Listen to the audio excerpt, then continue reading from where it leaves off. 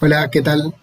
Bueno, en esta clase vamos a seguir viendo la práctica 2 de la materia, ¿sí? En la que trabajamos un poco los postulados y los usamos para estudiar algunos sistemas simples. Vamos a empezar hoy viendo un problema de la práctica, ¿sí? Lo voy a poner acá ahora. Es el problema en el cual se trata un poco el efecto seno cuántico, o que a veces se conoce también como paradoja de Turing, ¿sí?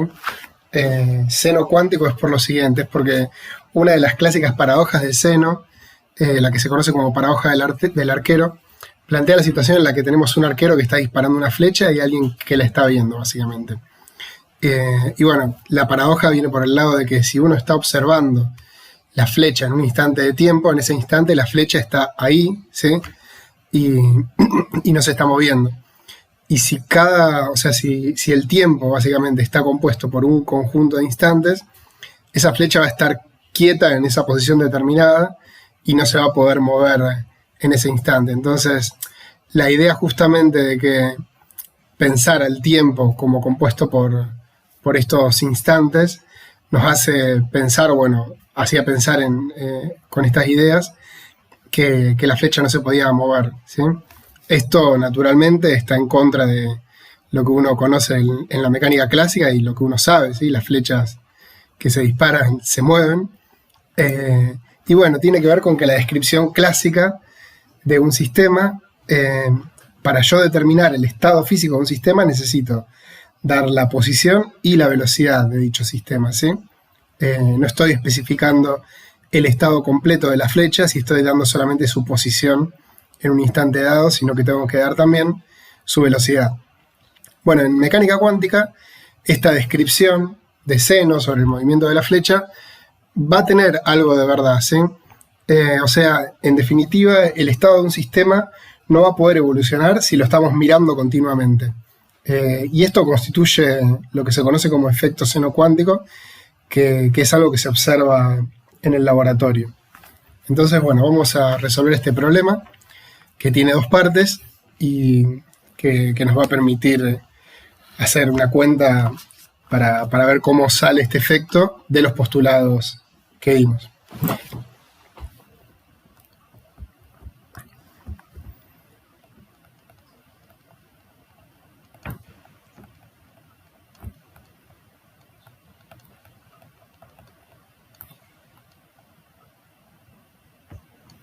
Bien, entonces ya que lo tenemos acá, el problema vamos a leerlo, ¿sí?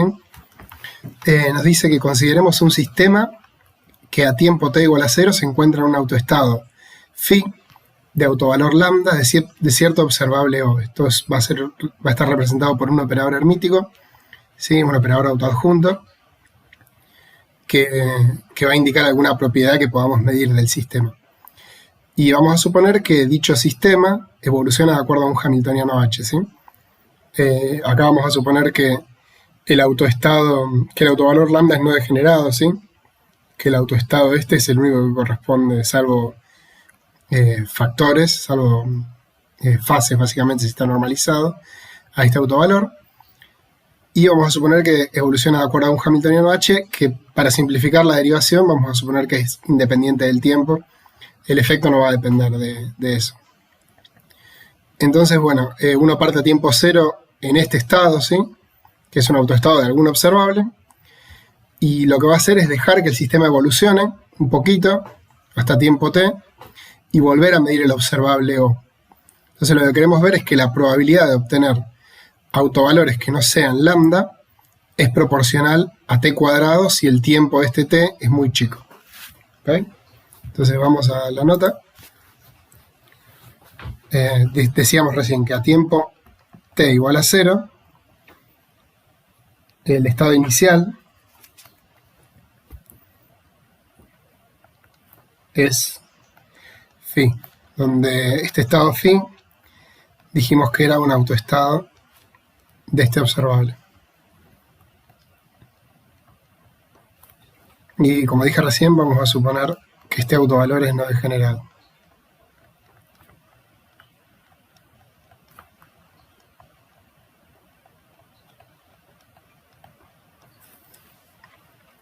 Y tenemos un hamiltoniano de evolución del sistema h, que también vamos a suponer que es independiente del tiempo. Para simplificar.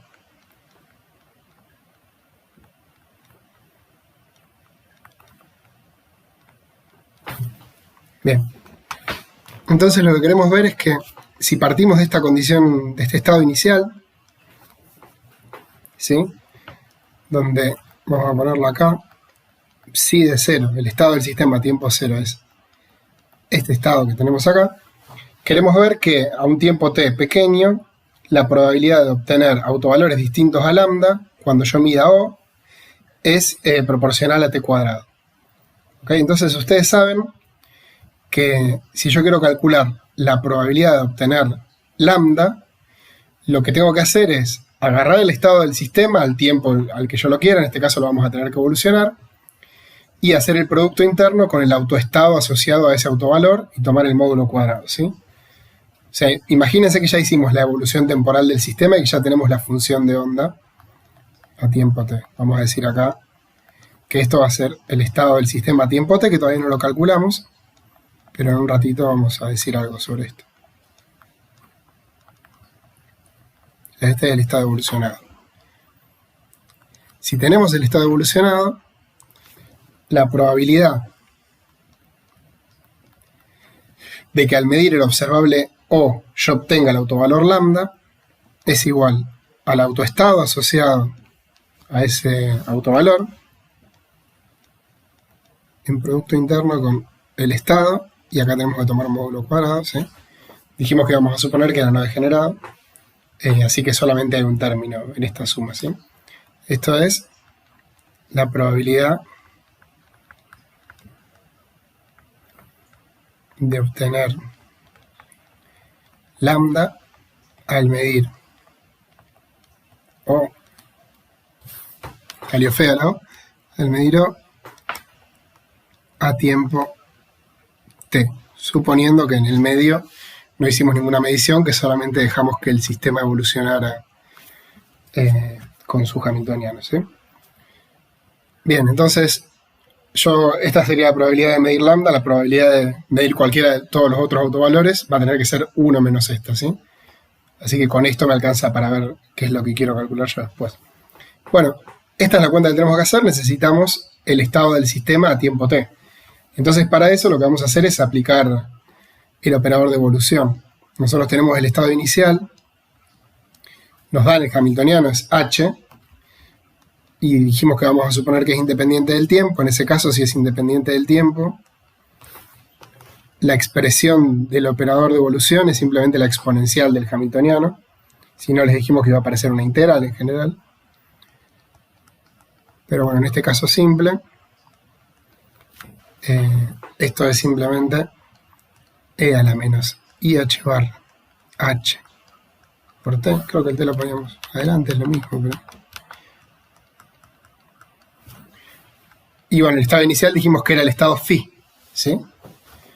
Esto es esto, esto es esto.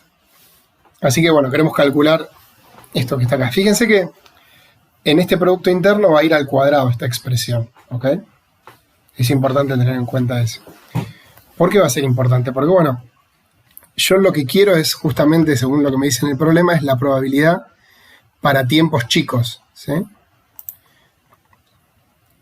Para tiempos suficientemente chicos, o sea, para t pequeño.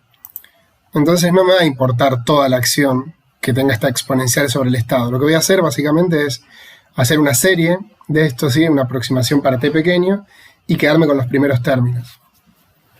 Bueno, si yo expando el operador de evolución en función del tiempo,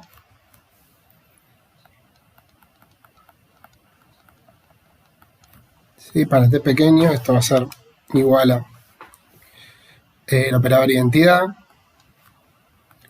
menos ih barra t por el hamiltoniano menos t cuadrado sobre h barra cuadrado por el hamiltoniano al cuadrado, y después van a venir términos de orden t al cubo, ¿sí? Bueno, yo me voy a quedar con una parte de esto. ¿Y por qué estoy escribiendo hasta el orden cuadrático? Si en definitiva yo voy a mirar tiempos pequeños.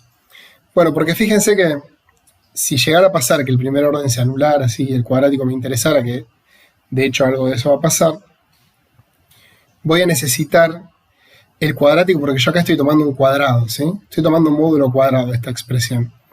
Así que, cuando yo tome el cuadrado de eso, va a haber términos que van a ser t por t, ¿sí? El que venga de multiplicar esto por esto, que me va a dar un t cuadrado, que lo podría tener si me quedara solamente con el orden lineal, no habría problema. ¿Okay? Pero va a haber términos del mismo orden, t cuadrado, que se van a obtener de multiplicar esto por esto cuando tome el cuadrado de la expresión. Así que si no tuviera, digamos, en cuenta el orden cuadrático, al tratar de aproximar esto a orden cuadrático en t, me estaría faltando un término. De hecho, pueden probar, van a ver que si cortan la expresión del operador de evolución acá y se quedan con esto y sacan el cuadrado, van a terminar llegando a un resultado absurdo de que alguna probabilidad es negativa o algo por el estilo. Los invito a que lo prueben, pero bueno, se los anticipo para que lo tengan en cuenta. Tenemos que tener todos los términos del mismo orden básicamente en cuenta para no meter la pata. Entonces, bueno, nos vamos a quedar con esta parte, ¿sí? Con todo esto. Y los términos de orden superior no van a importar. Entonces, el estado a tiempo t va a ser aproximadamente, metiendo todo esto, identidad menos IH barra t por el hamiltoniano, menos t cuadrado, h barra cuadrado, h cuadrado, actuando sobre phi. Bien. Y entonces la probabilidad, bueno, vamos a calcular primero la amplitud, ¿sí? Todavía no tomamos el cuadrado. La amplitud va a dar, fíjense, el primer término es phi con phi. El phi que viene de este lado con el phi que me queda acá por la identidad me da un 1. Vamos a escribirlo. Phi con phi menos IH barra t. Acá viene un phi, h, phi, y después menos t cuadrado, h barra cuadrado.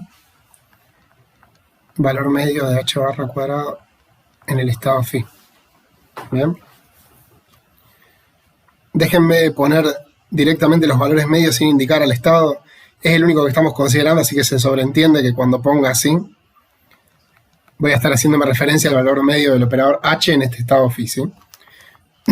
Para que no quede tan grande la expresión. Entonces esto da esto que tenemos acá.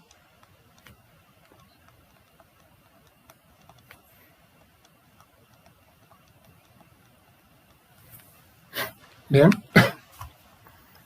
Bueno, y ahora tenemos que tomar el módulo cuadrado de esto.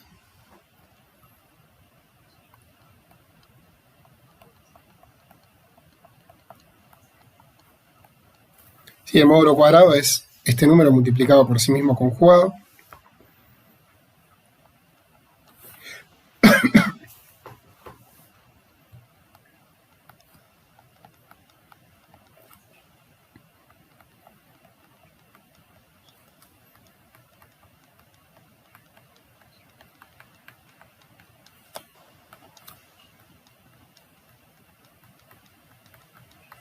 Y acá estoy usando que, fíjense que ya tomé el conjugado, acá estoy usando que h es un operador autoadjunto, sus autovalores son reales entonces, y cualquier valor de expectación va a ser real, ¿sí? O sea, los valores de expectación que aparezcan acá de h o el cuadrado de h van a ser todos reales. Entonces, el único signo que cambia al tomar el conjugado es este que está acá. Uy, acá no había ninguno ahí.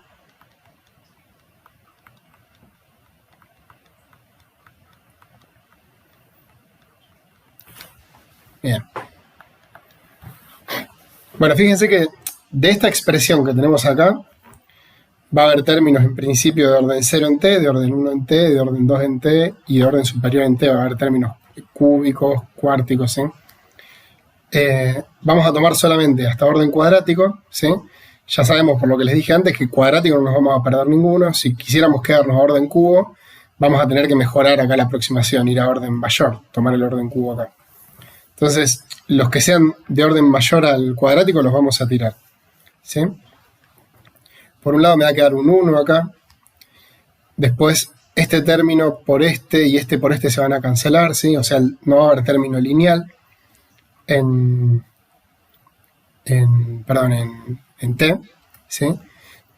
Y después, fíjense, van a quedar un término de orden cuadrático que va a tener h, el valor de expectación de h al cuadrado, es este que está acá, y después va a haber otro más que va a tener esto, 1 por esto que está acá, ¿sí? O este que está acá. Ese va a tener el valor de expectación de h cuadrado, del operador h cuadrado. Bien. Bueno, con esos términos, básicamente, yo me voy a poder armar acá para que aparezca lo siguiente. A ver, hay algún 2 que no me cierra acá. Sí, porque aparece 2 veces esto. Ah, ok. Acá está, me comí, estoy viendo acá en las notas que me comí acá en la expresión de la exponencial.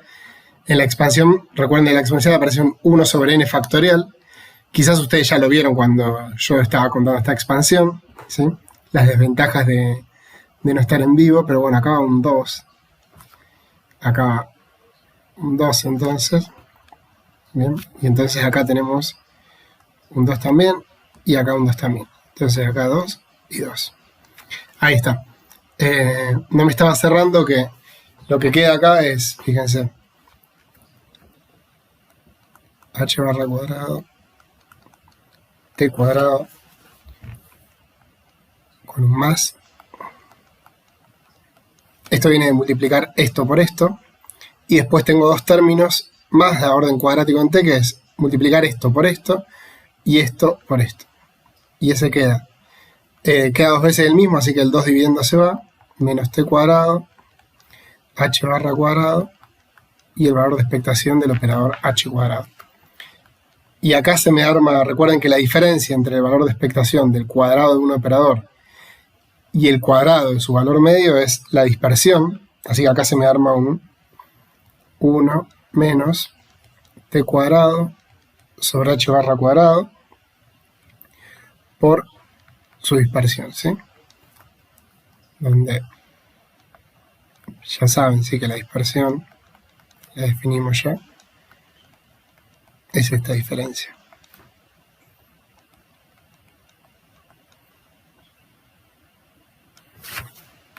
Bien, es un número positivo. Entonces, para tiempos chicos, ¿sí? Cuando t es pequeño, porque tiramos todo lo otro, la probabilidad de medir el autovalor lambda va a ser esto que está acá. Entonces, la probabilidad de no medir lambda, digamos, de medir algo distinto a lambda, va a ser 1 menos la probabilidad de medir lambda, que la calculamos recién, y esto va a ser t cuadrado, h barra cuadrado, por un número que, bueno, es la dispersión del hamiltoniano en este estado. Esto me dice que entonces esa probabilidad es proporcional a t cuadrado, que era lo que el ejercicio me pedía ver, ¿sí? Ver que para tiempos chicos la probabilidad de obtener autovalores distintos a lambda es proporcional a t cuadrado. Bien, en el inciso B, lo que nos pide el problema es ver ahora que si hacemos n mediciones del operador O, del observable O, y las hacemos a intervalos de tiempo equiespaciados, ¿sí? Dentro del intervalo 0,1, o sea, tenemos el sistema, medimos el operador O, dejamos que pase delta t, volvemos a medir O, dejamos que pase delta t, volvemos a medir O, y así, en un intervalo de tiempo de un segundo, ¿sí? Este número me dice el intervalo de tiempo que vamos a necesitar o que vamos a efectuar entre las sucesivas mediciones. Lo que queremos ver es que cuando este número es grande, o sea, cuando las mediciones del operador O se hacen casi continuamente, ¿sí? Casi una tras otra, la probabilidad de obtener cualquier estado ortogonal a phi, o sea, cualquier estado que no sea phi, en el tiempo final, ¿sí? Tiende a 0. Fíjense que estamos hablando ya de un tiempo finito. A tiempo t igual a 0 lo teníamos en algún estado, Y estamos diciendo que vamos a ver que si hacemos este procedimiento, a tiempo t igual a 1, después de que pasó un segundo, la probabilidad de obtener cualquier otro estado tiende a 0. Así que bueno, vamos a ver eso y vamos primero a entender cómo sería el procedimiento que se nos indica. Entonces, déjenme hacer un gráfico acá. Voy a usar las formas ya que las tenemos acá, así será un poquito mejor. Entonces tenemos una línea de tiempo, ¿sí? Y la idea es que yo voy a tener acá el tiempo t igual a 0. Los tiempos los voy a poner acá arriba. Y acá voy a tener el tiempo t igual a 1, ¿sí? En segundos. Y bueno, voy a hacer cuatro líneas nada más para que no ensuciar tanto el dibujo, pero la idea sería que estos intervalos de tiempo midan un segundo, ¿sí? Sobre n. N va a ser el número de mediciones que vamos a hacer. En este caso estamos dividiéndolo por 4, si hacemos 1, 2, 3, 4. Todas iguales. Y bueno, la idea es que vamos a partir entonces del sistema en un estado phi, ¿sí? El que era autovector del observable O con autovalor lambda. ¿Qué es lo que va a poder pasar básicamente? Bueno, este estado básicamente en el tiempo, nosotros no sabemos cómo es el hamiltoniano, pero en principio puede evolucionar a cualquier cosa. Pero nosotros nos vamos a plantear la situación en dos. Si cuando medimos acá haya evolucionado donde haya evolucionado, al hacer la medición encontramos o no el autovalor lambda, o sea, el estado phi. Entonces yo parto de acá, ¿sí? Acá el sistema evoluciona, yo no sé qué va a pasar.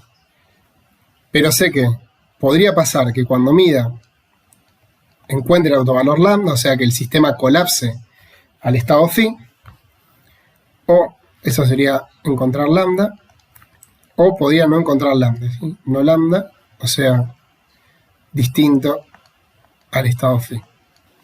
¿Bien? Y yo sé que si el delta t es pequeño, la probabilidad, digamos, de este camino va a ser la que calculamos antes, ¿sí? P lambda, que era 1 menos, en este caso sería delta t, ¿sí? Porque es el intervalo de tiempo al cuadrado, h barra cuadrado, por la dispersión. Que aquí la dispersión, me olvidé de ponerla al cuadrado, va al cuadrado, ¿sí? Las unidades sí no dan.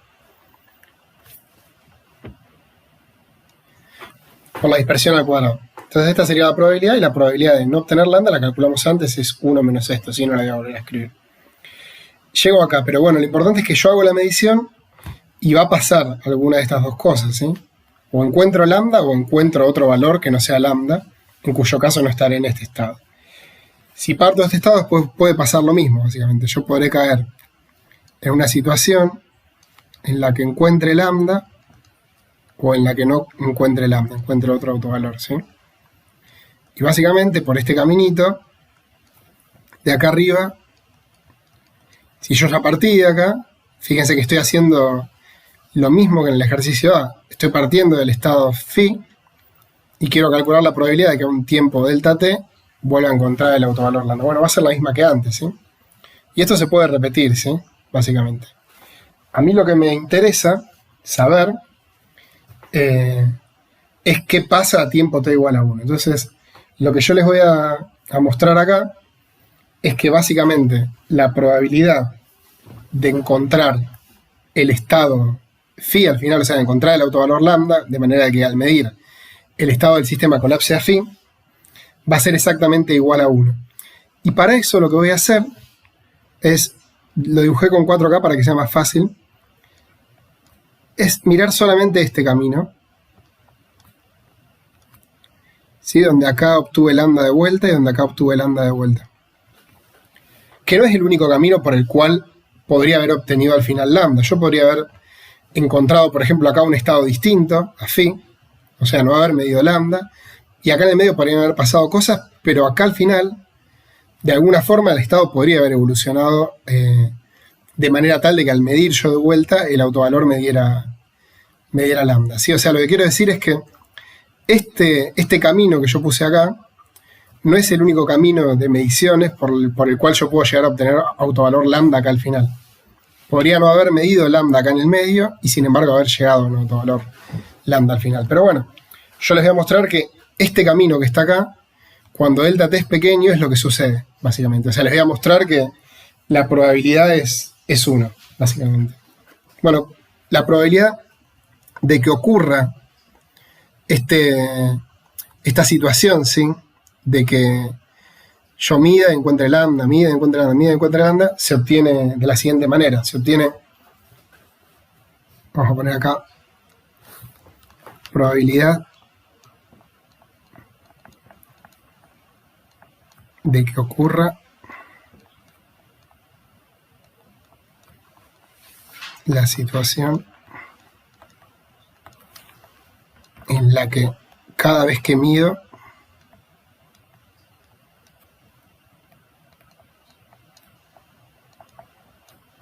encuentro, cada vez que mido O, ¿sí?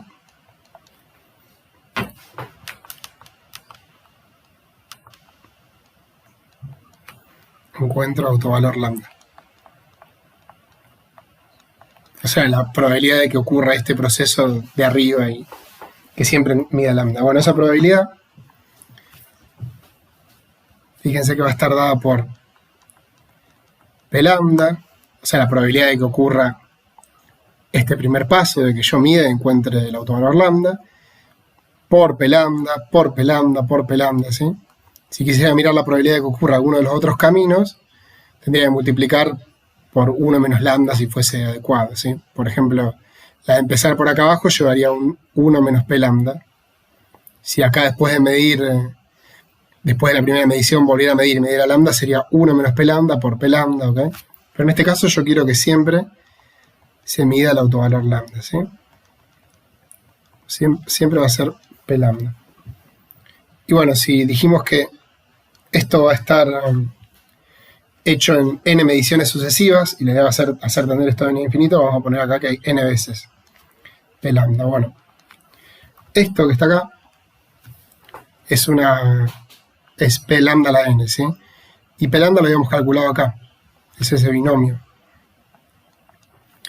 Es 1 menos delta t al cuadrado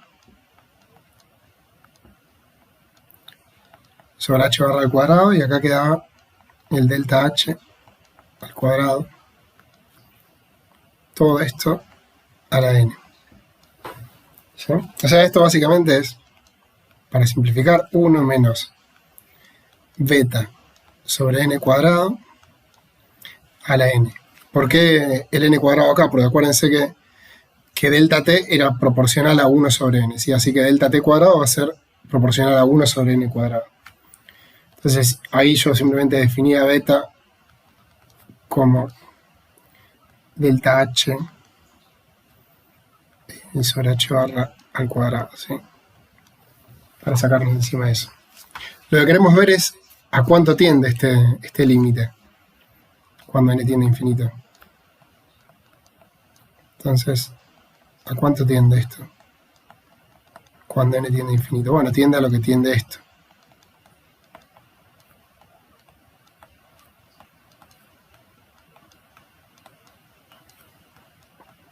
¿Sí? Esto se puede reescribir, si llamo m a n cuadrado, esto va a dar el mismo límite. Y acá queda raíz de m. Y fíjense, quizás me conviene trabajar... Ah, no, acá no queda raíz de m, sí queda raíz de m, está bien. Me conviene entonces agarrar y definir a todo esto como x, y vamos a mirar a qué tiende x, y si sabemos a qué tiende alguna función de x, vamos a saber a cuánto tiende x. Entonces lo que vamos a hacer es tomar logaritmo de x para bajar esa potencia. Logaritmo de x, fíjense, va a ser el logaritmo de 1 menos beta sobre m, y acá quedaría un raíz de m, ¿está bien? En el exponente. Pero no voy a poner el raíz de m, lo voy a poner de una forma distinta. Lo voy a poner como m sobre raíz de m. ¿Y para qué estoy haciendo esto? Porque bueno, yo sé cuando m es grande, que si acá no tuviese este raíz de m dividiendo, esto que está acá está asociado a la exponencial del número, ¿sí? Es la definición, de hecho, de la exponencial, de la función exponencial, cuando acá ponemos un x, un n, y acá una suma en realidad. Esta sería la inversa de la exponencial. Entonces, este raíz de m lo vamos a poner así, y vamos a aprovechar que acá tenemos un logaritmo, ¿sí?, que nos permite bajar esta constante, esta m, que está dividiendo. Nos permite sacarla fuera. Si pensamos que esto es 1 menos beta a la 1 sobre raíz de m. Entonces me queda así. Es probable que haya formas más sencillas de hacerlo, pero yo lo pensé así. Entonces esto que está acá, cuando m tiende a infinito, tiende a la exponencial de e a la menos beta. ¿Sí? Entonces el logaritmo tiende a menos beta. ¿Sí? Y este factor que aparece acá dividiendo, cuando m es grande, esto es una constante, lo habíamos visto arriba, beta, así que todo esto tiende a 0. ¿Ok? Por lo tanto, x tiende a 1. ¿Sí? Y esto nos dice entonces que P lambda por P lambda por P lambda tiende a 1 cuando n tiende a infinito, ¿sí? Recuerden que x era lo que queríamos calcular, era este límite, que era esto que está acá. O sea que básicamente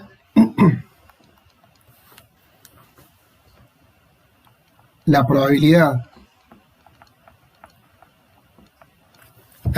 de que ocurra esto, de que cada vez que yo hago una medición, ¿sí?, del operador O, si partí del autoestado phi asociado a un autovalor lambda, la probabilidad de que cada vez que mida el operador O, el resultado que yo obtenga sea el mismo autovalor, lambda, si el tiempo delta t es infinitesimalmente chico, ¿sí?, es 1.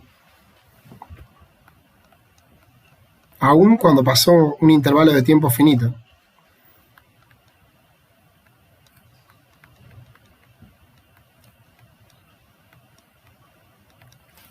¿Ok? Fíjense que los otros caminos, o sea, las otras situaciones, no van a contribuir de ninguna forma, o sea, no van a ser posibles, porque ya mostré que esto es lo que sucede, porque esa probabilidad me dio 1. Esto es lo que pasa, si el delta t tiende a 0, cada vez que yo mido, dejo o veo al sistema en el mismo estado. Si veo al sistema, veo el mismo autovalor del observable que yo estaba midiendo. Y de esta manera, por lo que vimos en los postulados, el sistema colapsa al mismo estado, ¿sí? Acá está en estado phi, después de que mido está en estado phi, después de que mido está en estado phi, y así sucesivamente. Este es el efecto seno cuántico, y esto es lo que decíamos al comienzo de la clase, de que básicamente cuando yo miro un sistema, lo estoy mirando continuamente, no lo dejo evolucionar. Es por eso que se lo llama efecto seno cuántico, así, porque está relacionado, o digamos, es un poco análogo a esto de la flecha. La relación con el efecto, con la paradoja de seno, se hizo en este paper que está acá, ¿sí?, de Sudarshan y Misra. Se los paso por si lo quieren mirar, ¿sí? Y bueno, digamos, esto que vimos recién es una predicción que hace nuestra teoría en la interpretación con los postulados que dimos nosotros, ¿sí?, en la interpretación de Copenhagen. Es importante que sepan que en la interpretación de muchos mundos, por ejemplo, o la de estado relativo, el efecto seno cuántico también aparece. Pero bueno, lo más importante es que experimentalmente, sistemas microscópicos, se ha observado una supresión de la evolución justamente del sistema, una supresión fuerte debido al acoplamiento del sistema con el entorno. O sea, cuando uno hace una medición, uno está interactuando con un aparato clásico, ¿sí? Con el sistema. Y bueno, uno básicamente en el laboratorio puede ver esto, puede ver que cuando está observando continuamente al sistema, no lo deja cambiar, no lo deja evolucionar. ¿Está bien? Y bueno, hay varios experimentos que se hicieron. Eh, si no me equivoco, el primero lo hizo el grupo de David Wayland, que estuvo acá para el jueves cuántico. Alguno de los jueves cuánticos que hubo vino Wayland. Y bueno, fue uno de los primeros grupos que demostró este efecto. Así que bueno, me parecía que era un problema lindo para contar, que dice algo interesante. Está asociado a que, a diferencia de la mecánica clásica, donde necesitábamos posición y velocidad, acá en la mecánica cuántica lo que describe el sistema es el estado del sistema, ¿sí? No hay, si quieren, una derivada del estado o cosas así. Tenemos ese objeto y bueno, por eso básicamente sucede esto que vemos acá. Les recomiendo que si quieren ver un poco más sobre este tema, pueden empezar leyendo y buscando referencias en la página de Wikipedia, ¿sí? Donde se discute el efecto seno cuántico. Ahí en esa misma página hay una sección en la que se habla de algunos de los experimentos que se hicieron. Quizás les interesa ver algo de eso. Así que bueno, esto es todo lo que quería contar de este problema. Bueno, los dejo ahora entonces con Guillermo Perna, que va a contar algunas cosas sobre la representación de Heisenberg y va a resolver algunos problemas de esa parte de la práctica, ¿sí? Nos vemos. Bueno, buenas. Creo que me están viendo la cara.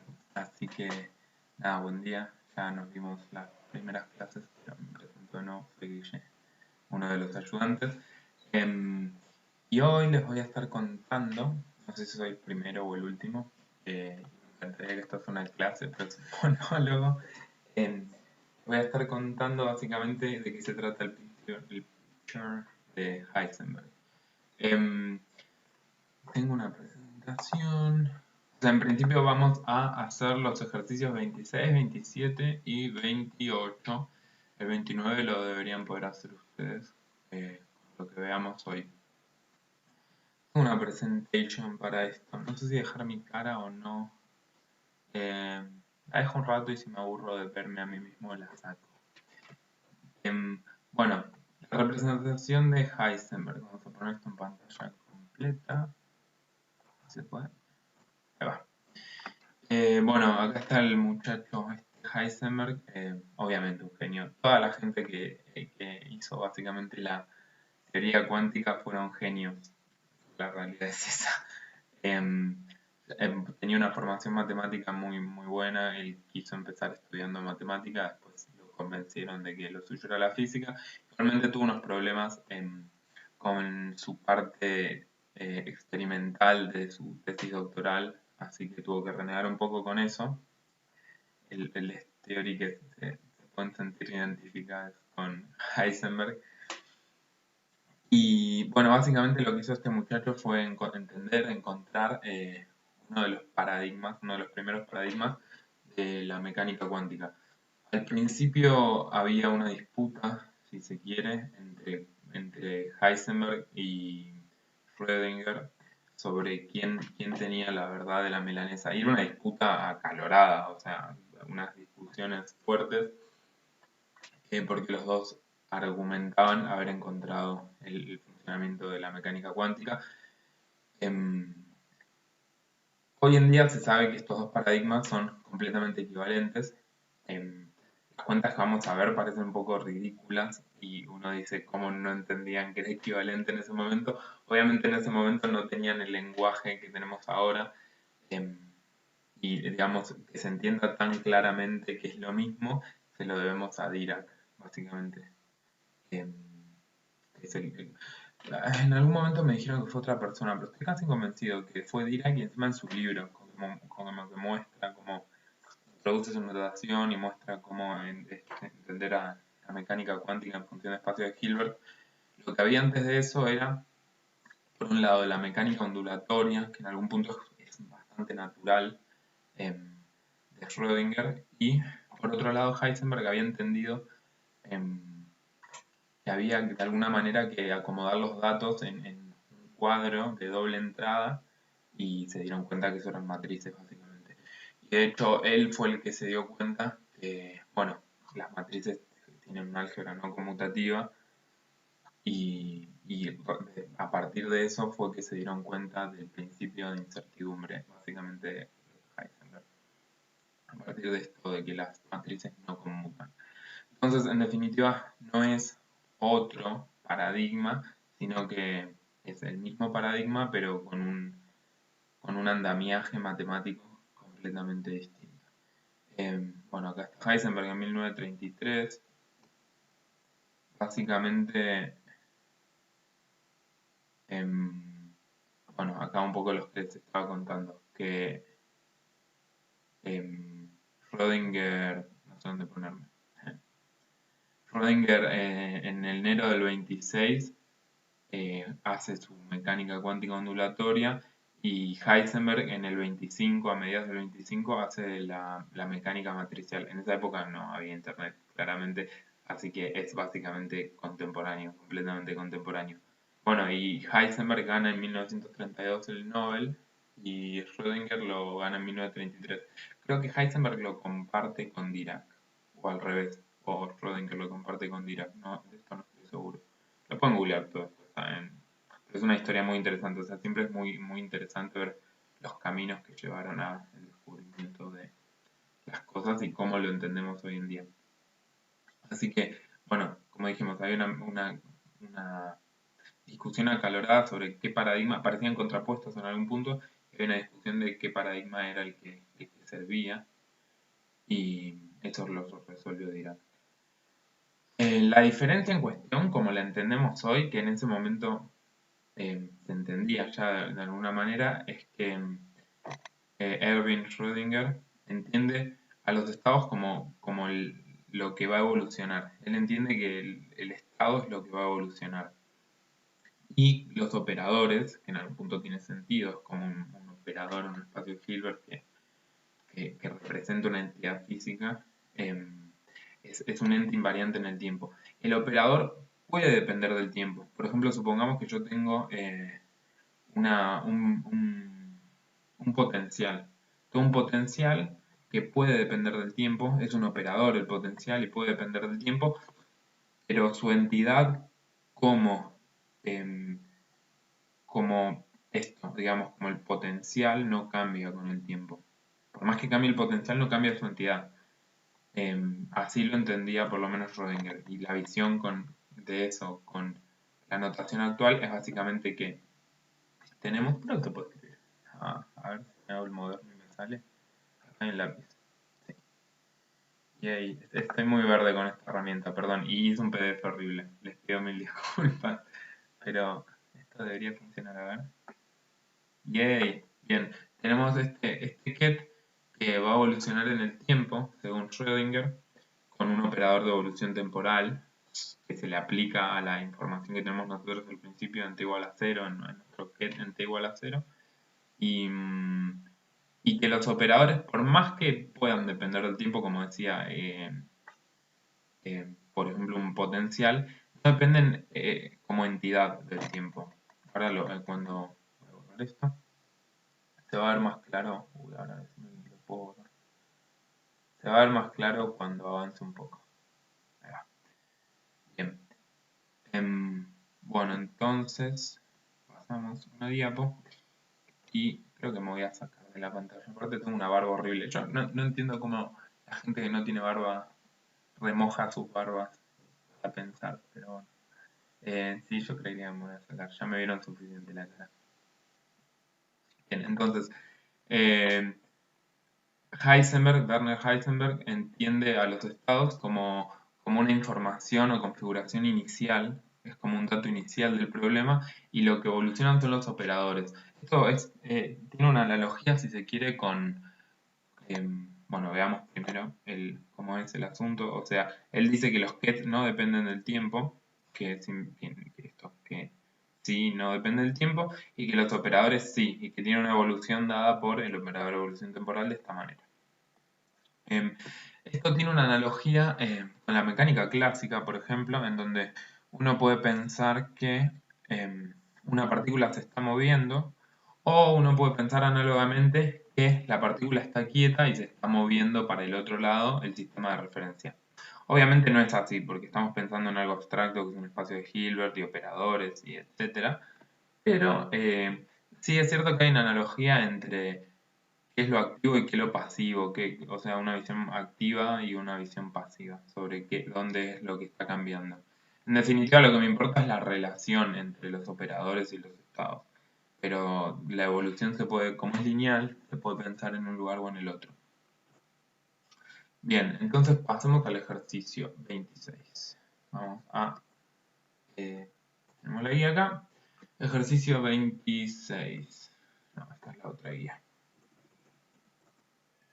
Voy a poner la punta. Ahí va. Ejercicio 26 dice: los postulados que vemos hasta ahora los escribimos en el llamado picture de Schrödinger, en el cual son los estados del sistema los que tienen una evolución dinámica. En el llamado picture de Heisenberg, en cambio, son los observables los que evolucionan mientras que el estado del sistema está siempre fijo. Ver complemento G3 del libro de Cohen-Tanouchi. Bueno, si quieren leer a Cohen, básicamente escribió una de las Biblias de la mecánica cuántica y ahí va a estar todo muy claro si tienen alguna duda más teórica. Yo en principio solo voy a resolver ejercicios y hacer la introducción teórica.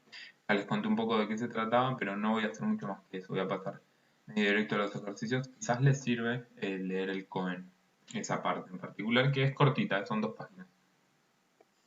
Lo primero que nos piden entonces es probar que los valores de expectación de un operador no dependen de la representación. Bien, esto es una cuenta fácil.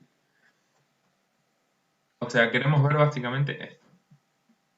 Que un valor medio de expectación en el picture de Schrödinger es exactamente igual a un valor de expectación en el picture de Heisenberg. Y esto tiene que ser así para que las descripciones de la mecánica cuántica sean equivalentes. Nosotros ya vimos que uno puede hacer solo una descripción probabilística. Uno lo único que puede medir son valores medios de expectación, o sea, promediando con una función de distribución que nos da la mecánica cuántica.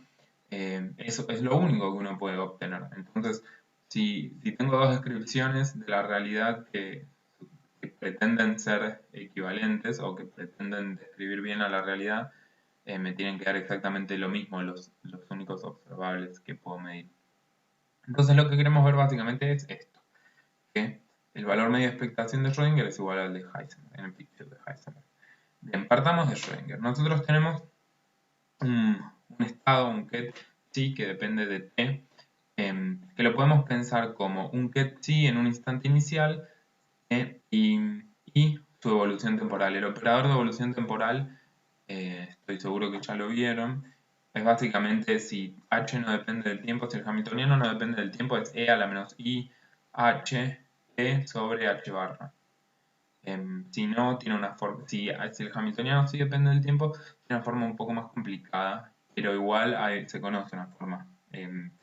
Hay que ordenar temporalmente. Hay una expresión para eso, pero no, en este curso no nos vamos a adentrar por ahora mucho en eso. Bien, entonces el valor medio de expectación es lo que vemos acá. Tenemos un operador, vamos a querer ensanguchar básicamente un operador. Estoy usando la definición. Ensanguchamos el operador entre el Bra y el ket t evolucionados en el tiempo. Todo esto en el paradigma o en el picture. Le dicen picture en inglés. La traducción es medio rara porque picture es imagen o cuadro. Quizás cuadro está bien, pero imagen, no sé si hay una buena traducción, por eso se le dice picture. En el picture de Schrödinger, esta básicamente es la definición. Entonces, vemos que si nosotros tomamos la definición, volvamos a la definición de, acá tienen la definición de cómo se comporta un operador, cómo evoluciona en el picture de Heisenberg, vemos que este U daga AU es exactamente el A de t, o sea, el operador de eh, Heisenberg, el A de Heisenberg. Entonces, a lo que llegamos es básicamente que estamos ensanguchando el A de Heisenberg, o sea, el operador que evoluciona en el tiempo, eh, ensanguchándolo con estados sí que no dependen del tiempo, que es mi dato inicial y no depende del tiempo. Es básicamente ensanguchar el A de Heisenberg, que es básicamente calcular el valor de expectación de un operador en el picture de Heisenberg. Entonces, nada, nos da lo mismo. Y la cuenta es una pavada, esto obviamente es irónico, o sea, es una cuenta agotadora, no, es una pavada la cuenta, pero riquísima conceptualmente, ¿por qué? Porque acá se ve una de las bondades de la notación de Dirac, que es que se ve clarísimo, está demostrado, o sea, demostramos en una línea que el paradigma de Heisenberg y el de Schrödinger son equivalentes, son físicamente equivalentes. O sea, todo lo que yo le puedo preguntar a la teoría, que son básicamente estos valores de expectación de un observable, nos tiene que dar lo mismo, lo calculemos de una manera o de la otra. Y son herramientas de cálculo diferentes, o sea, sí, sí lo son, no es que uno termina haciendo exactamente la misma cuenta en un picture y en el otro, son cosas distintas, pero tenemos, no sé si se ve el mouse, pero bueno, yo por los dos escribo, o sea, tenemos que esto, no está el lápiz, ahí va. Tenemos que esto y esto son lo mismo, y no son trivialmente lo mismo, hay una demostración acá en el medio.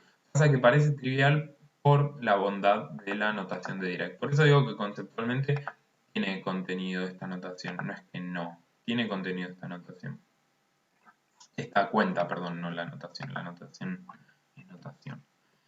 Bien, entonces acá resolvimos el ejercicio básicamente 26A. Y ahora vamos a querer ver que el hamiltoniano es el mismo en ambos, ¿no? Entonces, bueno, pasemos al B. Lo que queremos ver, a ver si puedo sacar esto. Minimice más, me parece. Ahí va. Sí. Entonces, lo que queremos básicamente ver es esto. Es que el hamiltoniano en el picture de Schrödinger es el mismo que en el picture de Heisenberg. ¿Cómo vemos esto? Bueno, básicamente queremos evolucionar o escribir en el picture de Heisenberg el hamiltoniano de Schrödinger. ¿Cómo hacemos eso? Básicamente lo evolucionamos temporalmente, como sabemos, con el UDAGA y el U. Y nosotros sabemos que U es función, creo que lo tengo escrito acá. Sabemos por la ecuación de Schrödinger que el operador de evolución solo es función del hamiltoniano.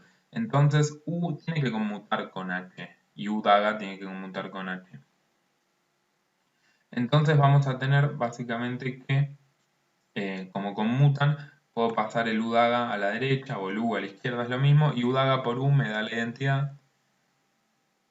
Entonces, finalmente tenemos esto, que en el Hamiltoniano, en el picture de Heisenberg y en el picture de Schrödinger son lo mismo. Esto es conceptual, pero tiene que ser así, ¿no? Porque si yo tengo un operador de evolución que está dictado por el Hamiltoniano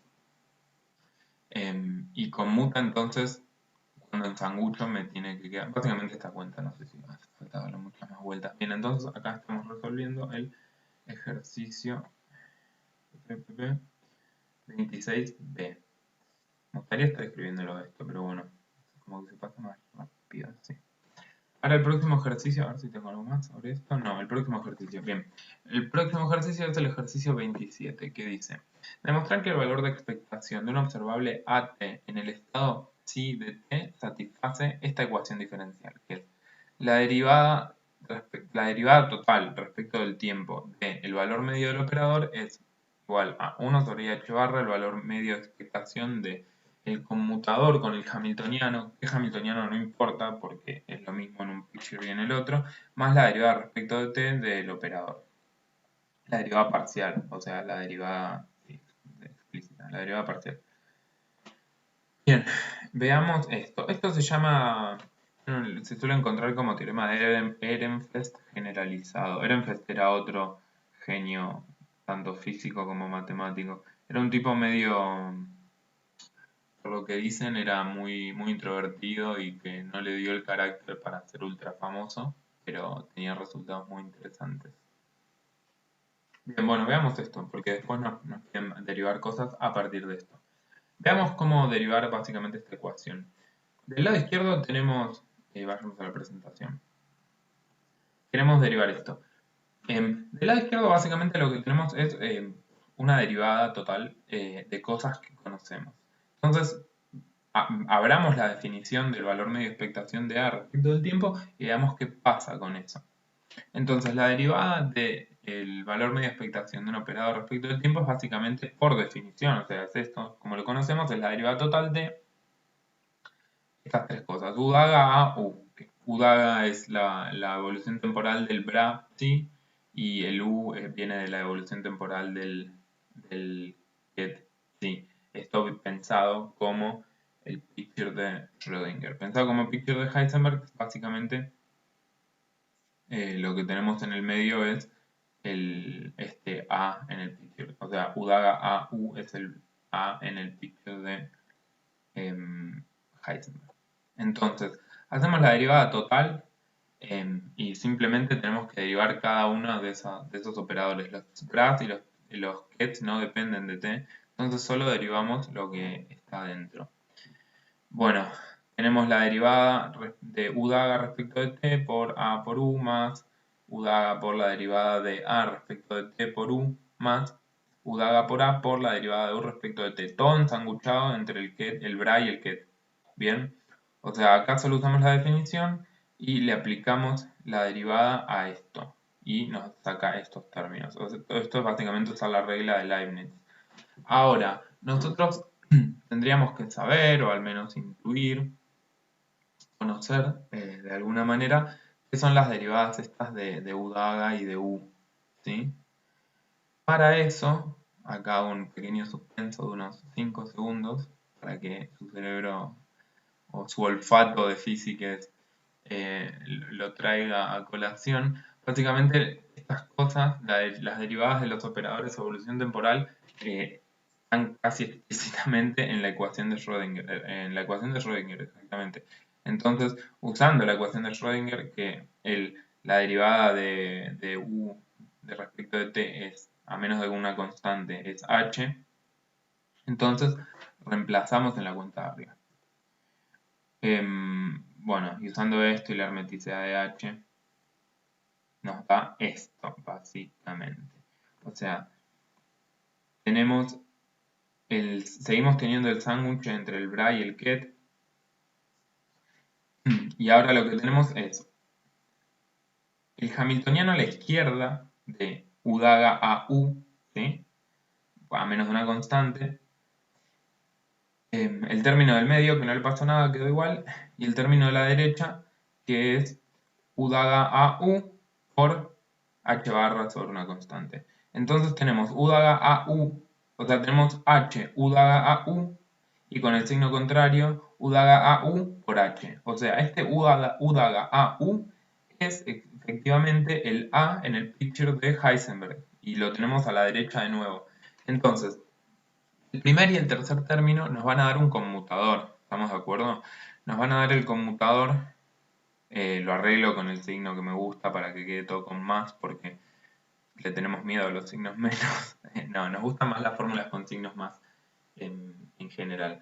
Entonces arreglamos de manera que nos quede el conmutador de u daga a u, que repito, es el a, es el operador a en el picture de Heisenberg, y nos queda esta derivada total. Bueno, entonces esto es básicamente esto, ¿no? Es 1 sobre IH barra, el valor medio de expectación del conmutador, no hice nada raro, solo volví, y el valor medio de expectación de esto. Es lo que queríamos probar. Y bueno, desde acá ya estamos grandes, ya pasaron como 2 semanas y pico de física teórica 2. Vamos a dejar de usar sombreritos. Aparte, muy probablemente me haya comido en algún slide algún sombrerito. Ahora reviso. Sí, miren, acá ya no hay sombreritos. Así que nada, los voy a dejar de usar. Acá falta otro. Porque me los olvido. Es notación que se debería entender por contexto. Cualquier cosa pueden preguntar, obvio, y decir, ay, yo se equivocó en la slide tanto, o no le entiendo por qué falta. Perdón, esto fue irónico y no debería haber sido. O sea, sí puede generar confusión a veces, pregunten. O sea, están en una etapa de la materia en que todo les va a generar confusión. Les pido perdón si les genera efectivamente confusión, pero no debería ser una confusión que no puedan después de 5 o 10 minutos solucionar por ustedes.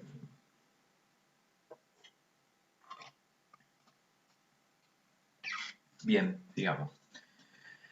Entonces, hasta acá lo que hicimos fue probar la primera parte del enunciado del ejercicio 27. Ahora nos piden derivar el teorema de Ehrenfest a partir de este resultado. Y ustedes van a decir, ¿qué pasó? ¿No era este el teorema de Ehrenfest? Bueno, este es el teorema de Ehrenfest generalizado.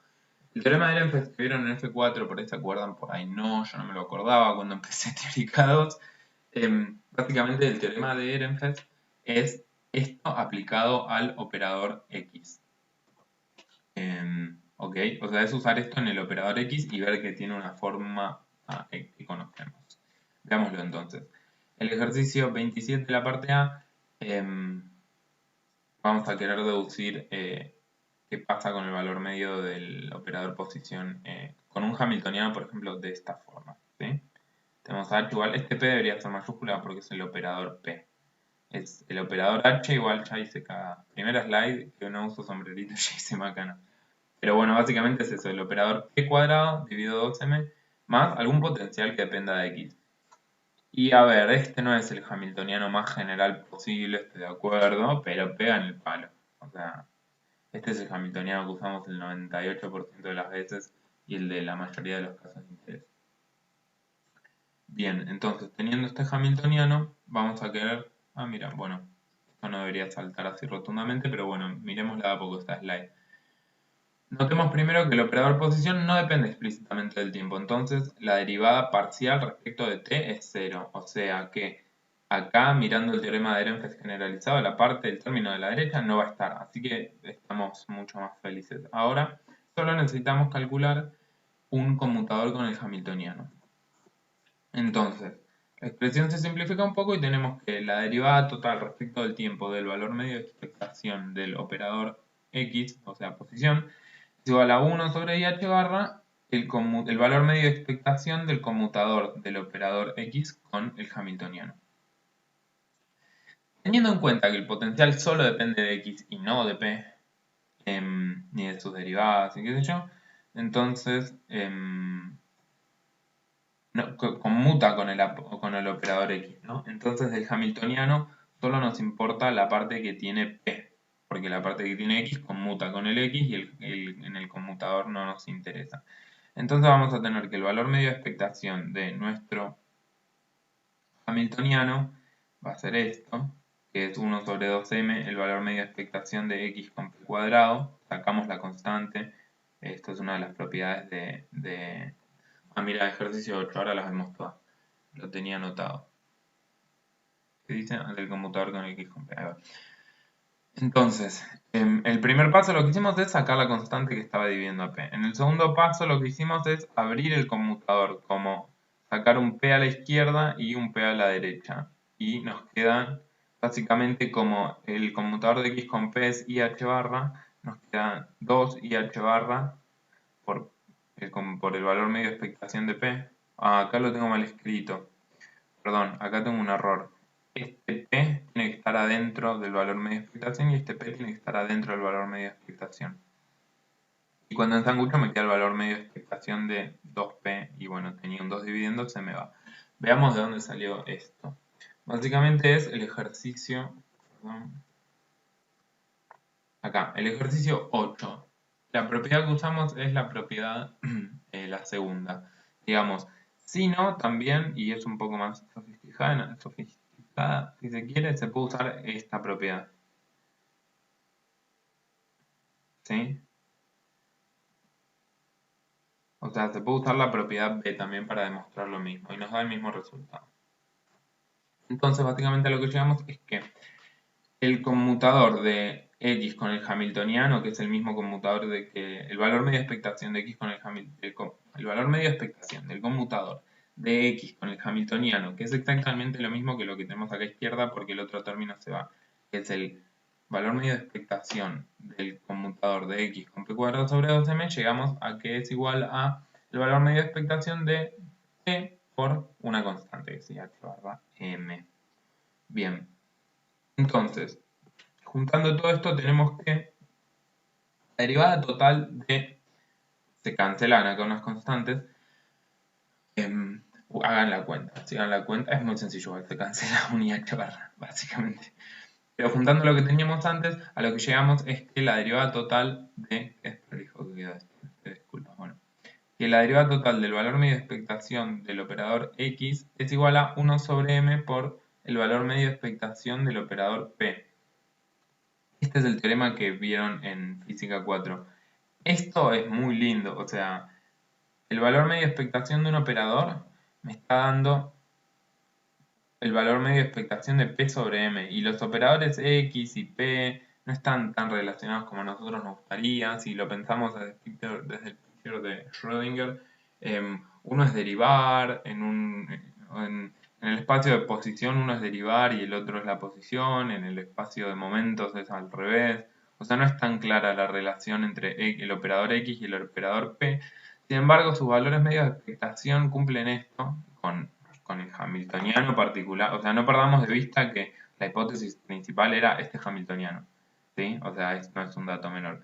Pero con este hamiltoniano, que es completamente físico, no es un hamiltoniano patológico para nada, ni mucho menos, llegamos a un resultado muy lindo y muy interesante que nos hace mucho acordar a nuestro primer amor, que es la mecánica clásica, básicamente. O sea, la derivada de la posición respecto del tiempo, o sea, esto sería la velocidad, es el momento dividido m.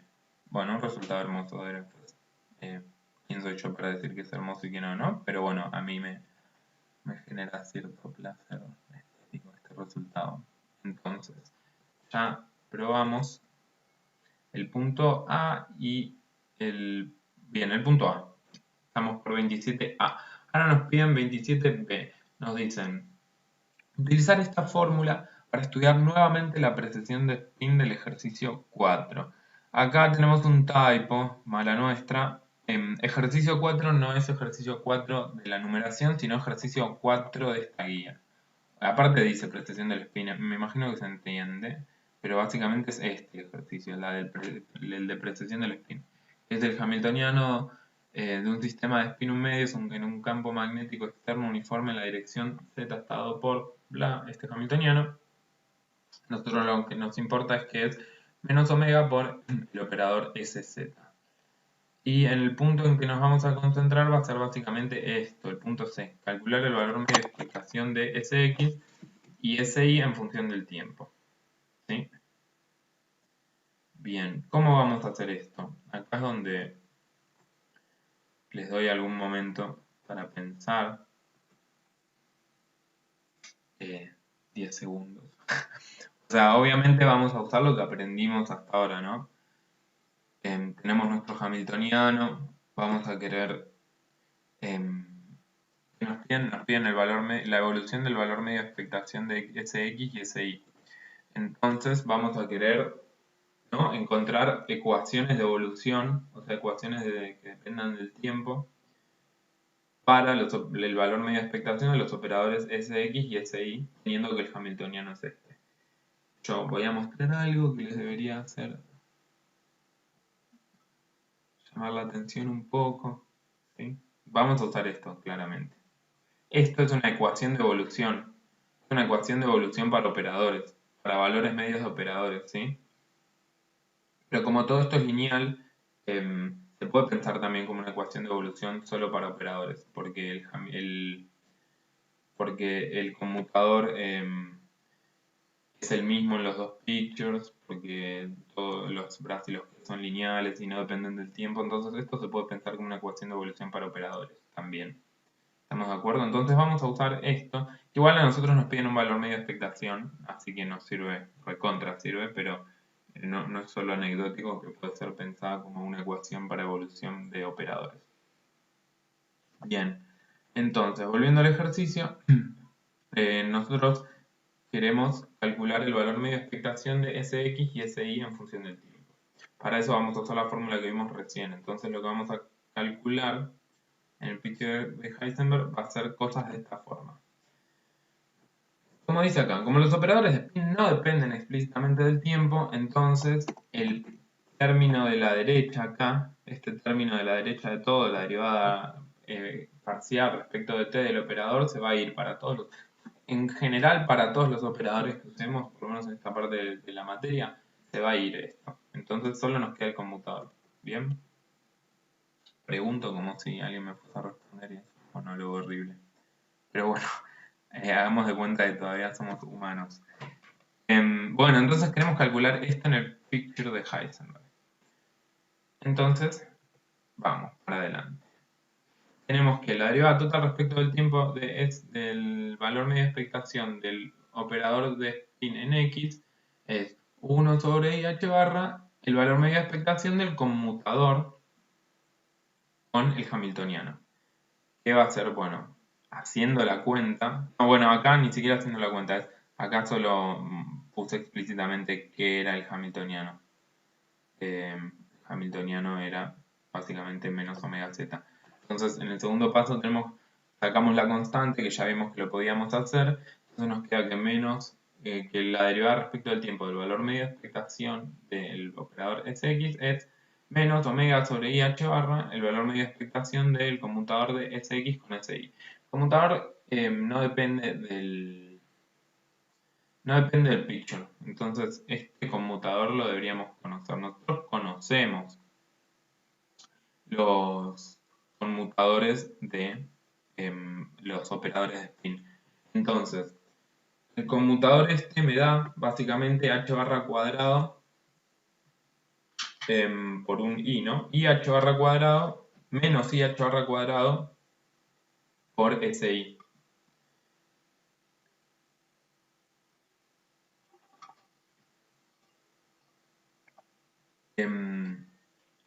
No, el i está dividiendo, entonces se cancela y me cancela el menos. Y el resultado es ese, básicamente. Es menos omega por el valor medio de expectación de Si. Y bueno, acá lo que les dije, usamos la regla de conmutación de los operadores de spin y que los conmutadores no dependen del picture. Bien, esto no nos da un sistema cerrado. Bueno, acá les estoy spoileando, perdón. Pero en principio nosotros partimos con una ecuación para Sx y nos dio como resultado Si. Esta no es una ecuación diferencial que yo pueda integrar, que pueda resolver. No es un sistema cerrado. Entonces, yo tengo ahora tengo la derivada respecto de t de Sx. Yo quería encontrar Sx en función del tiempo. Usé lo que sabía y me queda el valor medio de expectación de Si. Entonces, bueno, fijémonos, sí, haciendo lo que sé de nuevo, pero para SI llegamos a algo, ¿no? Para llegar a un sistema cerrado, porque acá no resolví nada realmente, porque tampoco sé qué es SI en función del tiempo. Entonces tenemos que buscar una ecuación para el operador SI. Hacemos exactamente lo mismo, o sea, completamente análogo, el famoso análogamente del parcial. Lo mismo, la misma ecuación. La derivada total respecto de t es, como la derivada parcial se va, me queda solo el conmutador, solo una constante por el conmutador, 1 sobre IH barra. El valor medio de expectación del conmutador, pongo explícitamente lo que es el conmutador, saco la constante para afuera, ¿sí? Y bueno, este conmutador también lo conozco, me da 1 sobre IH barra, H barra sobre ISX. Y bueno, me queda con este signo, me queda omega por Sx. Entonces ahora tengo la derivada respecto de t, que es el valor medio de expectación de Sx en función del valor medio de expectación de Si, y acá al revés, tengo la derivada respecto de t del valor medio de expectación de Si en función de Sx. Esto les tiene que sonar re fuerte. Cualquier físico que huele esto y dice, ya sé lo que está pasando. Entonces, es un sistema que conocemos, ¿sí? ¿Cómo se resuelve? Básicamente derivamos acá a ambos lados, o sea, si yo derivo la ecuación de arriba respecto de t, me queda que la segunda derivada de Sx respecto de t es una constante por la derivada de Si respecto de t. Y la otra ecuación que tenía es exactamente eso, es la derivada de SI respecto de t. Entonces, reemplazo arriba y me queda que la segunda derivada de Sx respecto de t es menos omega cuadrado por Sx. O sea, la derivada de algo me da, dos veces la derivada de algo me da ese mismo algo a menos de una constante negativa. Y lo mismo para SI, ¿no? Nos da el sistema este, básicamente. La segunda derivada me da menos omega cuadrado, aparte del omega cuadrado le pusimos omega cuadrado desde la slide 1, desde el problema anterior, y este problema ya lo hicieron, así que ya tenían que oler muy fuertemente la notación, lo pide a gritos, ver que esto era un oscilador y que teníamos una frecuencia dando vuelta. Entonces, bueno, las soluciones son senos y cosenos, y las condiciones iniciales están dadas por los valores de expectación de los operadores en el momento inicial. O sea, nosotros acá tenemos unos sándwiches, ¿no? Unos braqueteos, que van a implicar condiciones iniciales, y cuando nosotros resolvamos, esto en definitiva igual son números, son funciones de t. Cuando resolvamos estas ecuaciones nos van a dar senos y cosenos que van a tener ciertas amplitudes que van a tener que encajar con las condiciones iniciales. Entonces, este es un problema de condiciones iniciales. Las condiciones iniciales nos las decían. ¿Es en este? Sí, acá, precesión del spin. La condición inicial era básicamente que, por ejemplo, a t igual a 0 se encuentra un autoestado de Sx con valor más. Entonces, plantamos estas condiciones iniciales en nuestras ecuaciones y nos van a dar las constantes. Derivando una vez y plantando la condición inicial sobre el otro operador, ¿sí? Calculando cuánto es el valor de expectación en 0, ¿sí? Me va a dar los otros valores de las constantes que resuelven, o sea, las constantes de los que acompañan a los senos y los cosenos que resuelven esta ecuación diferencial.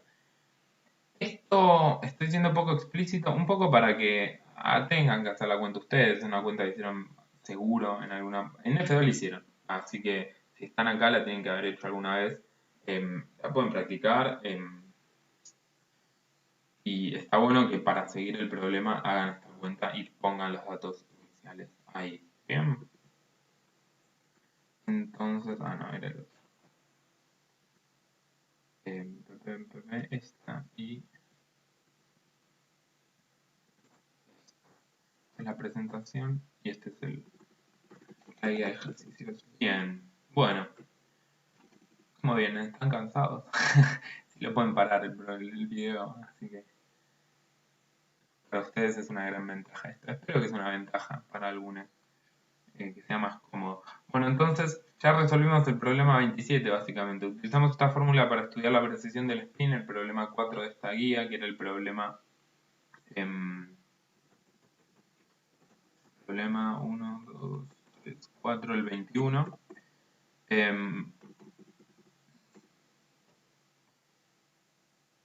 Y vimos la precesión del spin.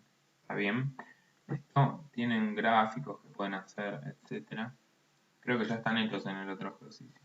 Bueno, y el último ejercicio dice: sea x de t el operador coordenada para una partícula libre en una dimensión en el picture de Heisenberg. Calcular x de t y x de 0. Perdón, el conmutador de x de t con x en 0. ¿Está bien? Bueno, ahora es cuando hago 5 segundos de suspenso para que ustedes piensen ideas. Yo creo que nadie va a parar el video, así que pensemos. Básicamente lo que nos están dando es el operador coordenada para una partícula libre. Primero, el primer dato que nos están dando no es trivial, es sutil, ¿sí? Tiene un punto sutil que es para una partícula libre. Entonces, este problema va a tener un hamiltoniano muy particular que es h barra cuadrado, h igual a p cuadrado sobre 2m, ¿sí? Y solo eso. Entonces, en la presentación, básicamente, queremos calcular esto. Acá, antes. Entonces, vamos a tener un hamiltoniano muy particular, y uno podría pensar que esto podría llegar a conmutar con x de t, podría llegar a ahí puede llegar a conmutar, hay que hacer la cuenta, o sea, no es trivial. Pero uno pensaría que, bueno, son operadores posición, acá no aparece nada que sea incompatible a priori con el x, o sea, ¿por qué esto no conmutaría? Por lo menos es no trivial, hay que pensarlo un poco. Entonces, si uno piensa un poco, uno puede pensar que este x de t es básicamente, como vimos en diapos anteriores, es algo de esta pinta, ¿sí? O sea, de acá podríamos sacar, no, perdón, no de acá, algo de esta pinta, o sea, el x es u daga por x por u y calcular esa evolución. Bueno, resulta que esa evolución es difícil, o sea, calcular el u explícitamente y aplicarlo y no es trivial, no es trivial, no es fácil, hay un camino más razonable, ¿sí?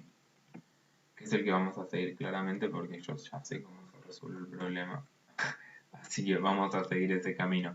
Pero en algún punto hay una cuestión pedagógica de pensemos las ideas que se nos vienen a la cabeza a priori y uno lo que necesita es saber qué es x de t. X de 0 sabe lo que es, porque x de 0, el operador de evolución en 0 es la identidad, así que ese operador es básicamente el operador el operador posición, es el operador posición de toda la vida del picture de Schrödinger. Lo que uno tiene que hacer ahora es calcular el conmutador de eso con el operador posición, el picture de Heisenberg en otro tiempo. Entonces, básicamente queremos encontrar, como dije antes, el x de t, el operador el operador de posición del picture de Heisenberg para un tiempo general.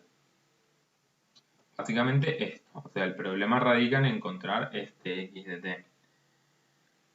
Y para encontrar eso queremos encontrar una expresión para este x de t. En principio podríamos pensar que es este x dada por el x de Schrödinger por u, perdón, o sea, u dada por el x de Schrödinger por u, pero eso no es trivial y la cuenta es difícil. Entonces vamos a usar lo que aprendimos y vamos a, usando este hamiltoniano, es lo que le decía antes, el de la partícula libre, que nos lo dicen en el ejercicio, ¿sí? Partícula libre, esto no es un detalle menor, encontrar el x de t. Entonces, para eso, como antes, usamos la ecuación que teníamos antes. Esta ecuación, también como antes, el operador x de Schrödinger no depende del tiempo, ¿sí? Entonces, la parte de la derecha de esta ecuación, o sea, este término, ahí lo marco, este término, bueno, este término de nuevo no depende de t, no lo uso para nada el lápiz casi, se va a ir, ¿está bien? Entonces nos va a quedar solo el conmutador. Bien, entonces volvamos a la cuenta.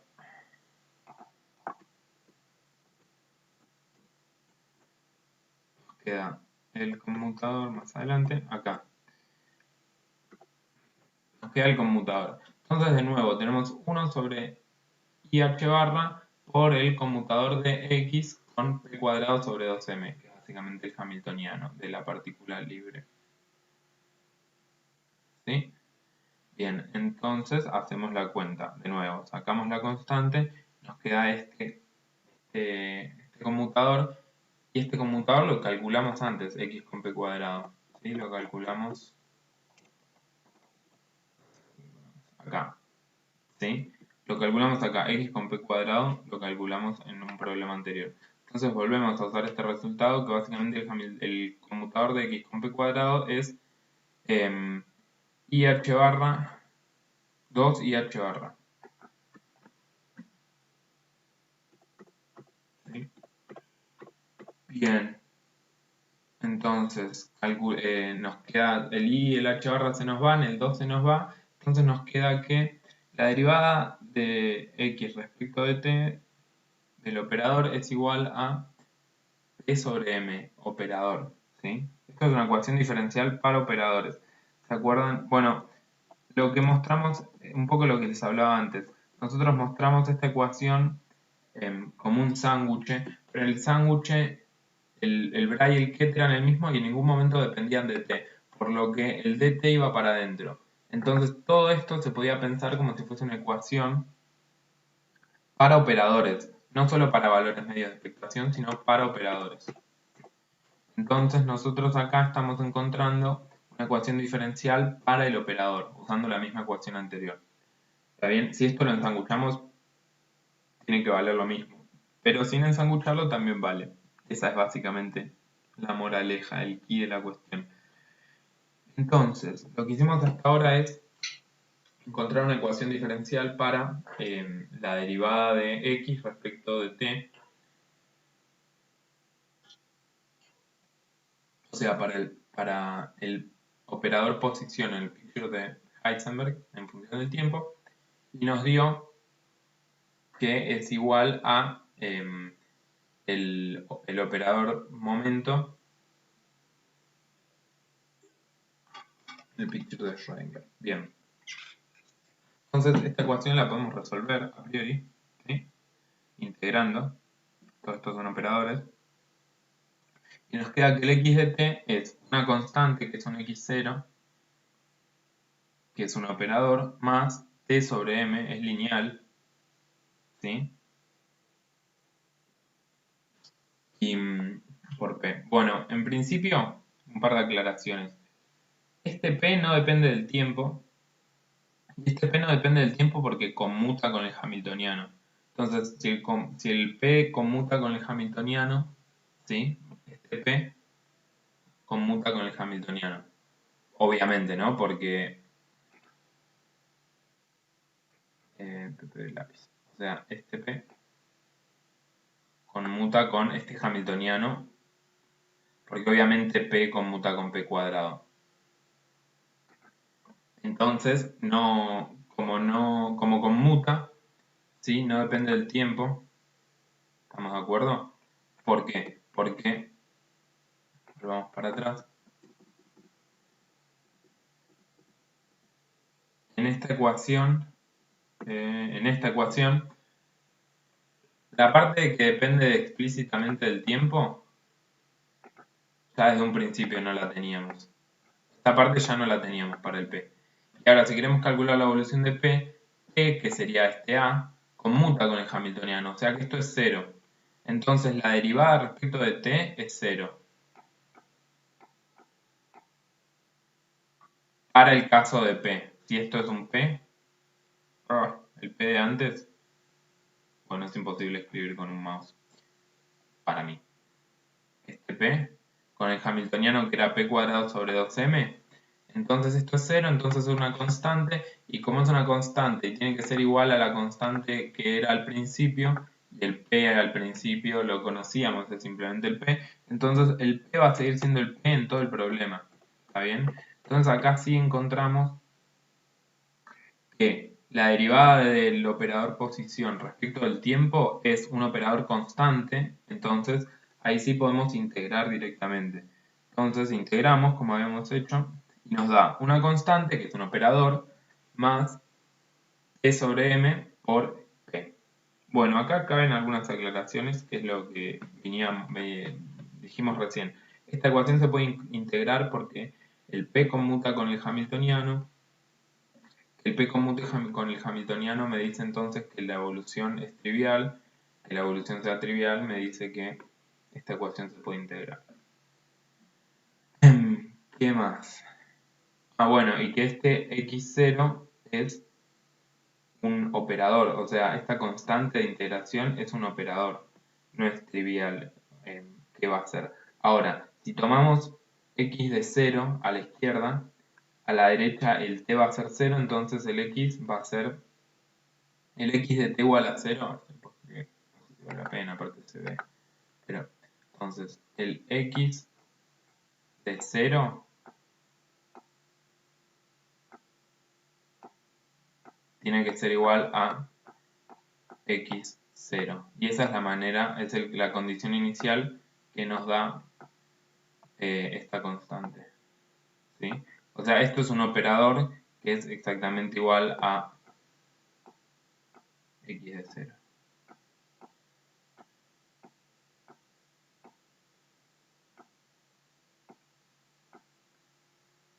Bien. Bueno, dicho esto, entonces pasamos al siguiente paso, que es calcular el conmutador, ¿no? O sea, nosotros lo que nos pedían al principio era calcular el conmutador de x con t. Saco el cartelito. Nos pedían calcular el conmutador de x con t, que es básicamente esto, calcular el conmutador de x de t, perdón, el conmutador de x de t con x en el tiempo 0. Eso es explícitamente esto, es x de t, encontramos recién la expresión para x de t, que es x de 0 más t sobre mp, el conmutador con x0. Por las propiedades por las propiedades estas, ¿sí? Si yo tengo una constante, ¿dónde está la propiedad? Acá. Tengo una constante sumando adentro, la puedo sacar, ¿sí? La puedo sacar de esta manera. Entonces me queda el conmutador de x0 con x0. El conmutador de x0 con x0 es obviamente 0. Entonces, usando esa propiedad, me queda solamente este conmutador. De nuevo, puedo sacar el t sobre m para afuera. Y este conmutador yo lo sé calcular. O sea, es la regla de conmutación trivial, ¿no? Va, trivial. Es la regla de conmutación canónica entre x y p. A menos de un signo porque es x y p y acá tenemos p con x. Entonces sabemos que eso es IH barra. Entonces este conmutador nos queda, porque está al revés, y también creo que está en estas propiedades. Bueno, no están estas propiedades, pero se deduce muy fácilmente de esto, básicamente que el conmutador, si uno intercambia, es antisimétrico, o sea, si uno intercambia B por A me da menos BA más AB, que es menos el otro conmutador. Entonces, esto nos da menos IH barra T sobre M. ¿Qué quiere decir esto? Que bueno, que es obvio, ¿no? La regla de conmutación entre x para un tiempo genérico y x0 es menos i8 barra t sobre m, que es una constante que depende del tiempo. ¿Está bien? Entonces, caben algunos comentarios sobre este resultado. Como puse acá, no perdamos de vista que es un hamiltoniano muy particular y que por eso se puede integrar y que nos da un resultado muy feliz. Es medio raro, ¿no? A priori que uno encuentre esto. Es cero. Cero es como un... perdón, cero. Que depende, crece linealmente con el tiempo. No, no solo que no es cero. Nosotros sospechamos que por ahí era cero. Porque teníamos dos operadores posición. ¿Qué pasó acá? Se sumió. Teníamos dos operadores posición. Podía pasar que esto sea cero. Por ahí yo tengo una intuición muy floja. Puede ser. Pero podía pasar en principio que este conmutador sea cero. Había que calcularlo. No era trivial. Y no solo que no nos da cero, sino que nos da cero solo para un tiempo muy particular, que es tiempo t igual a 0. Y para cualquier tiempo mayor a 0, esto nos da mayor a 0, bueno, mayor a 0 en módulo, o sea, nos da distinto de 0. También para todo tiempo mayor a 0, esto crece linealmente con el tiempo, nos da distinto de 0. ¿Qué significa esto? Que en algún punto la partícula se dispersa, ¿sí? O sea, esto da en algún punto cuenta de cuál es la diferencia entre medir. Ojo con esto, porque medir es proyectar, medir no es exactamente esto. Pero el conmutador de operadores es, en algún punto, nos dice cuál es la diferencia entre aplicar primero uno y después el otro, ¿sí? O cuál es la diferencia entre aplicar el operador en x igual a 0 y en x igual a t, o no. ¿Está bien? Entonces nos da una especie de cuenta de la dispersión del paquete. O sea, si uno deja una partícula quieta en x igual a 0, mide x igual a 0, la deja quieta, esto se va a ir dispersando. ¿Sí? Se va a ir dispersando, se va a ir dispersando. El conmutador este crece y la incerteza en algún punto crece.